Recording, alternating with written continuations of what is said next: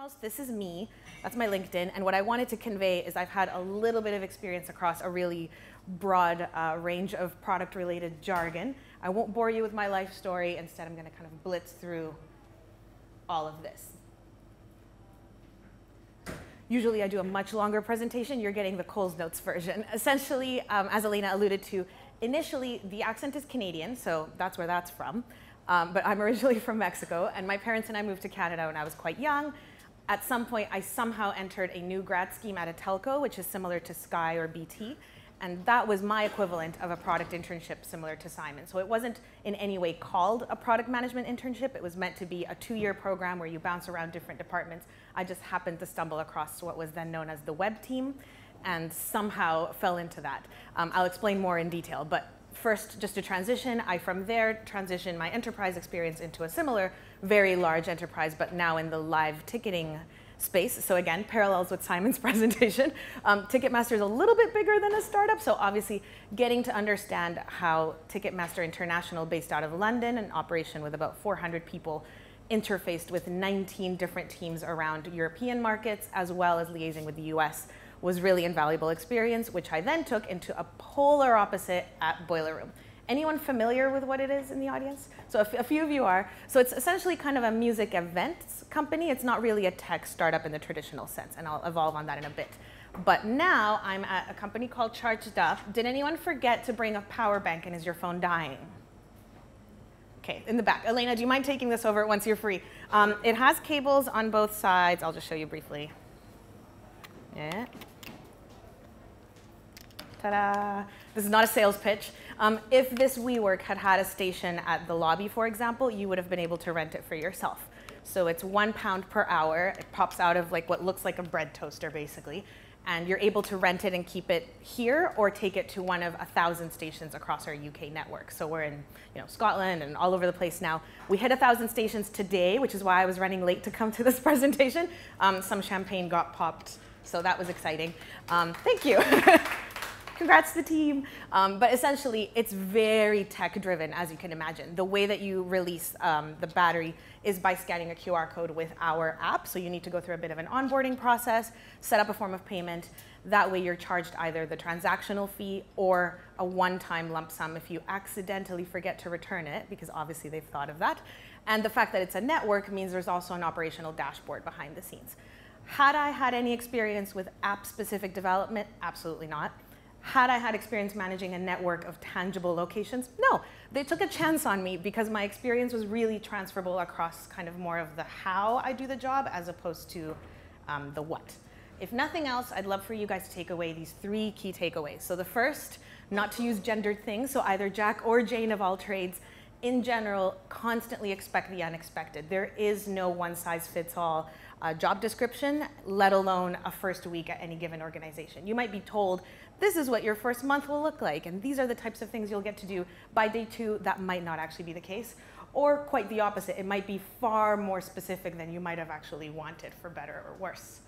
Number 2 is to really own your product roadmap. So as much as you can, whether you're supporting other teams' functions or driving your own, really try to have that ownership, and for you to feel, whether you're junior starting out or already being told, hey, you need to deliver 12 things by Friday, feel like you own it and convey that with confidence, ask the right questions, and even ask the stupid questions, prefacing, I tried finding the answer on my own, I tried digging into a Google Drive, a wiki, a variety of resources available. However, why are we doing this, or why is this a dependency and not just a milestone at the same time? So really trying to dig into how different departments' functions work for you.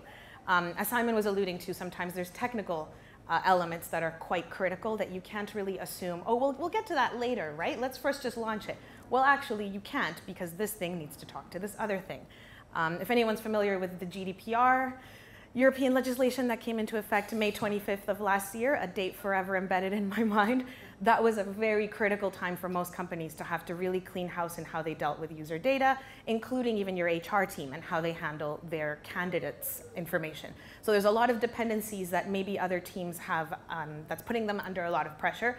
You can't really assume that your project is the top of the list, but as much as you can, if you can empathize with other teams, deadlines or pressures or resource constraints because one particular project is gobbling up all the resources, that will help you because you'll start to go, okay, well, let's have a trade-off conversation. If nothing else, can I get this one thing by Friday? Sure, and gradually you'll make progress there. And finally, this I think is key when you're starting out at a role, and it's very much do as I say, not as I do. I think I've been at ChargedUp for about 5 months. I never actually did this. I haven't really had a performance review yet. We didn't ever discuss probation ending. It just kind of happened. Very startup focused. We just knew things are clicking, it's fine, to the point that I was able to start hiring people on my own. So obviously I wouldn't have that luxury if things weren't going okay. But in general, I would definitely advocate, try to have, in my first 30 days, I want to accomplish X. In the first 60, Y, such that by the 90, I feel comfortable and that I know I've forged the right relationships with the right people. I've understood the basics of how different departments work, or quite the opposite. I've literally just put my head down and focused on this one really specific part of the business while not trying to learn the ins and outs. Depending on the size of the organization you join, you genuinely can't. There's no way you could meet with every manager and understand everything that is going on. You need to kind of try to carve out a plan, and if possible, talk with either a line manager or with your team of how can I support you and what are the key things I need to focus my time on in the first 3 months. I'm about a third of the way in, so I'll blitz through. In general, I think most of us grew up with these types of professions as, what do you want to be when you grow up? So, astronaut probably was up there as well. Something I wanted to point out, today I happen to be wearing my Elizabeth line trainers, the Adidas collection with Transport for London. So sad fact, and this is not a diss on project management, the lid of the shoes says 2018 because that's when that was supposed to launch. Crossrail trains were supposed to be providing that infrastructure to the city as of 2018. And in projects that have tangible impact with infrastructure implications, construction, obviously massive impact to people's health and safety, if things go wrong, it's good not to fail fast. It's good not to do an MVP and go, oh, well, figure it out when we get there. Then again, it's why I chose to, rather than go into project management, that's very much CapEx, 2 years of funding, tons of implications and Gantt charts and dependencies. I instead chose product management because it is a lot more iterative. It's digital. It's something that you can launch once, throw away the next day going, well, we tried it and the analytics show no one's clicking on that button. There is no product market fit, or something that we did is actually just broken and it's a bug and we need to fix it. So in general, what I wanted to convey is it's not a diss on project management, but obviously projects are a lot more risky and complicated, whereas with product, there's a lot more post-its and nimble aspects to it that make it, for me, a much better fit for my strengths, or lack of strengths, I should say. In general, everyone can kind of take their own journey. There is no path, and I'm really glad that the previous presentation went into detail into just how vastly different paths can take. So again, to reiterate, initially, I was born and raised in Mexico in a city that looks kind of like this, then moved to Vancouver in a city that looks like this, which is lovely. And one of my university's campuses happens to be that building right there. And I point that out because in general, a ton of what I do on a day-to-day basis, it's not that I learned it in university. I don't think my degree necessarily provided me with the stuff that I do on a day-to-day. It was more about the everything else. It was the getting involved in extracurriculars and understanding, oh, okay, this is a P&L. This is the impact of a budget. This is a drop-dead date when I have to confirm a venue's booking, for example. By then, we've incurred a cost, there's a drop deposit, or costs are incurred, or we've announced it to the public. Suddenly, you can't really easily change the date of something without it having trickle-down effects. A lot of those things that now sound like common sense, I went through it as just an 18-year-old, being like, oh, whoops, we probably should have thought about that. So it's those types of life experiences that I think were phenomenal, and I constantly advocate to try to do that on an ongoing basis even now. So in anything that I try to do now in volunteering or in organizing a meetup, where I actually met Kristen, who's in the audience, we happen to just be trying to coordinate something really casual and last minute, but still taking into account, well, when can people attend and what is the product market fit of what we're trying to achieve? What kind of community are we trying to build? Again, though, to get into a little bit more detail, back at Telus, which is a large Canadian telco enterprise, our stores looked like this, very state-of-the-art retail experience, phones everywhere, all kinds of technology. The website looked like this. It was 2011, not 1999, but you wouldn't really know the difference. It was abysmal. So this was a desktop experience where all the nav elements are kind of competing with each other. This happens to be a page where you have to download a PDF to figure out what channels your TV is giving you, why, who would do that. In general, it was a bit of a hot mess. And I'm really glad that when I joined the team, there happened to be a brand new VP joining that said, forget everything to do with legacy systems, dependencies, old school thinking, old school marketing teams kind of telling us what to do instead of consulting what our users want. Let's build beta.telus.com. Let's explicitly call it that, even though we're a telco, and that's going to ruffle feathers, pun intended, with all the birds on the screens. They chose to rebuild on AWS, which was a massive shift for the company because, again, it was taking a really big risk to say, as a telco company, we're actually going to be building using someone else's tech. Massive shift in terms of not just how responsive it is, but very user-focused, tons of analytics happening behind the scenes, and a lot of offer segmentation such that, for example, if you were on a Telus IP, so if you get your internet powered by us, you shouldn't get an acquisition offer because we already have you. It's not going to be something you're eligible for. Let's instead upsell you or tell you about a cool new perk that you get, like extra storage space on a Dropbox or something. In general, we really, really tried to push the boundaries of what was possible, even though we were a giant, very corporate, bureaucratic organization. And this is an example of in the Toronto office, and obviously there's a can of beer. There's always beer in tech. But realistically, as Simon was alluding to, there's a team of experts. So really, this picture doesn't get to show you that there's people there from all over the world that are experts in DevOps, data science, UX. They really brought their strengths from a variety of different industries and disciplines. And our role as product is kind of to just connect those dots and to help those people work well together to achieve the same goal. I chose to, literally the view we have here, which is phenomenal, I chose to shake up my professional growth as well as personal by just taking myself out of the very comfortable Vancouver lifestyle where people can go kayaking after work. Like it's beautiful, but it's a very small little microcosm, whereas London had a ton of tech opportunities and tons of product-related roles where I felt like I kind of needed to force myself to go to. So I first joined Ticketmaster, again, because there were a lot of parallels and puppies. So for example, same kind of idea where my project as senior PM at the time was to somehow revamp a desktop site because there was a separate mobile site that they were paying £100,000 a year for just to maintain an API pull. Not only bring it to life in a responsive way, but to actually integrate the 19 different markets that I was alluding to before. So suddenly we were able to kind of bring it to life, not just from different breakpoints, but in terms of actually having a little bit cleaner global elements, making the brand feel a little bit more alive, and in general start to be less stakeholder driven and more user centric and really kind of give the people what they want. Make search a much more obvious and prominent element. Try to have kind of more algorithmic aspects to it instead of manually curated, etc. If nothing else, what I wanted you guys to take away, people always say, what are the key things I need to focus on? And in general, what can I do to ensure I get a product role? Realistically, I would say get the skills that AI can't.